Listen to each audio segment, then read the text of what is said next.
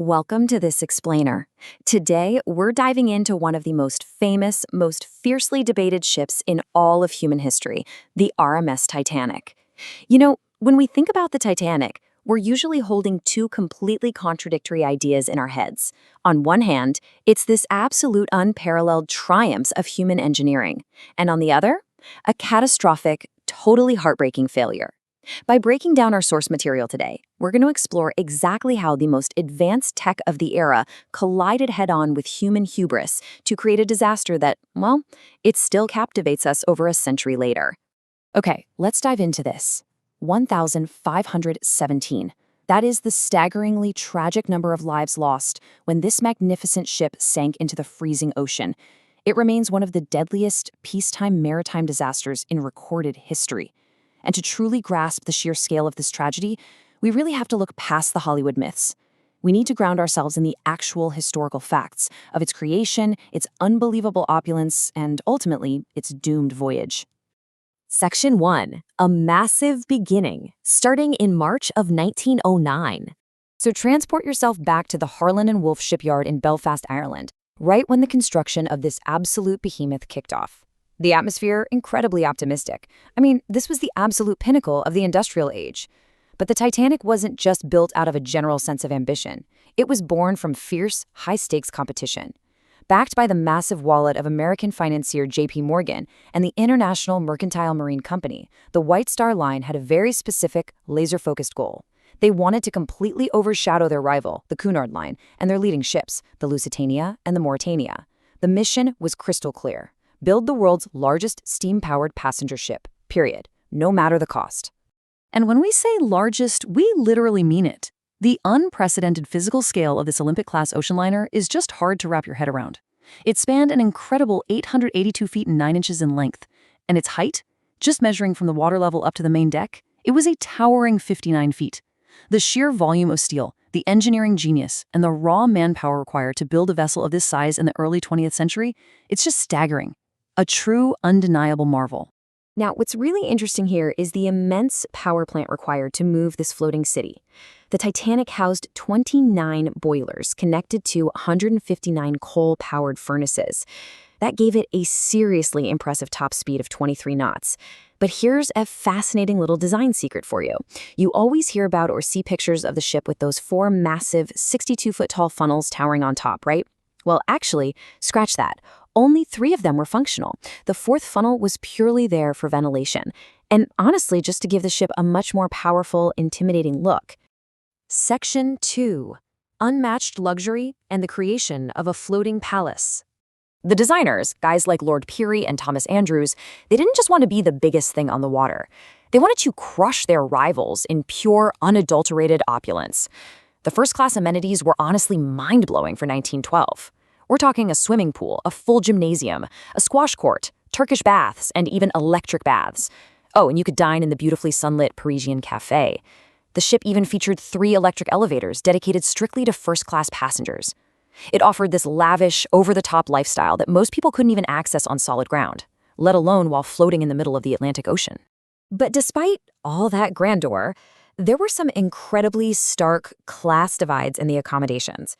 First-class rooms were heavily decorated, draped in ornate wood paneling and extremely expensive plush furniture. Contrast that with the third-class accommodations, which were much, much simpler. We're talking basic pine frames and sturdy teak furniture. Though, to be fair, it's worth pointing out that for the era, even these lower decks featured way better comfort and technology than standard passenger ships at the time. And top-tier technology was practically everywhere you looked. The ship boasted an elaborate electrical system powered by steam-driven generators. And this system didn't just keep the lights on. It powered 2 highly advanced 1,500-watt Marconi radios. This was a huge deal, meaning that operators working around the clock in shifts could maintain continuous, completely unprecedented contact with other ships across the sea and transmit messages for the passengers. So, the crucial point is, all of this unmatched luxury, size, and cutting-edge technology came at an incredibly steep price. The cost of the most expensive one-way, first-class transatlantic ticket available on the Titanic, a staggering $4,350. Let's contextualize that kind of wealth for us today. A 1912 ticket for $4,350 equals over $95,860 in today's money. That is insane, right?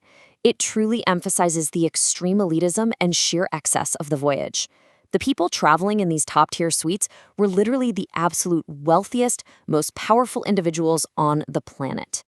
Section 3. Fatal mistakes and the timeline of impending doom. But, all the money and engineering in the world couldn't stop what was coming. A disaster driven by a series of unbelievable human oversights. Consider this terrifying paradox.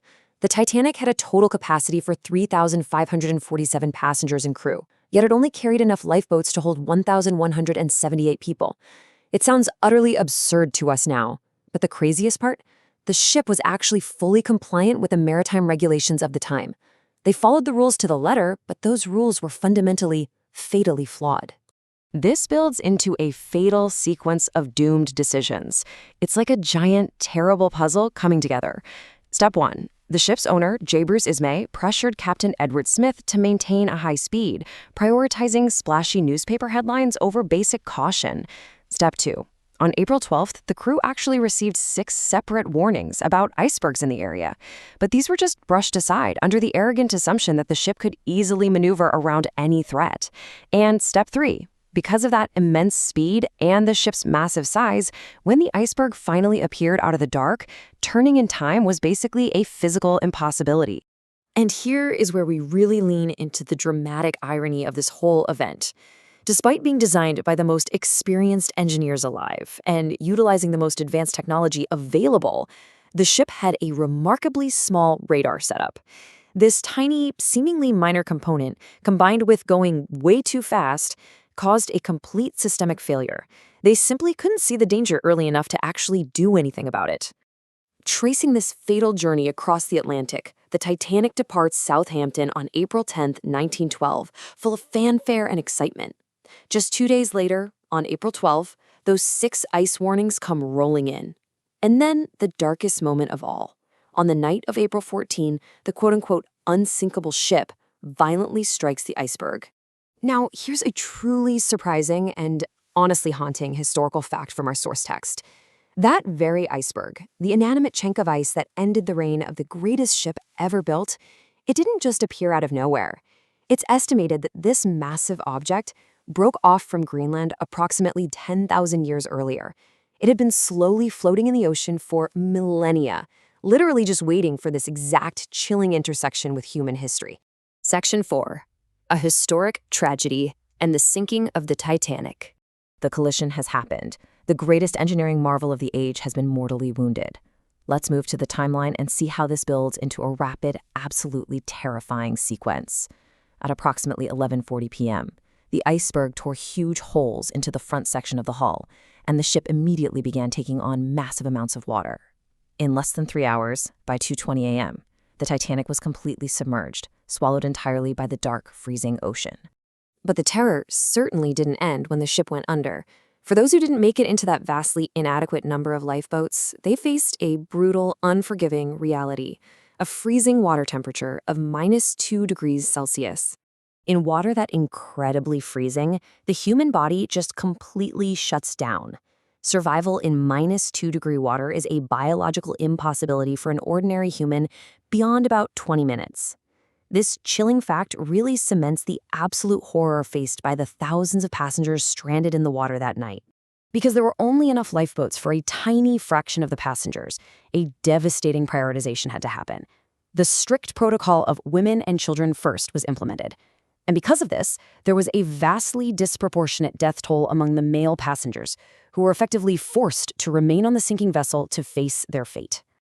As we wrap up this explainer, I want to leave you with a really profound question to think about.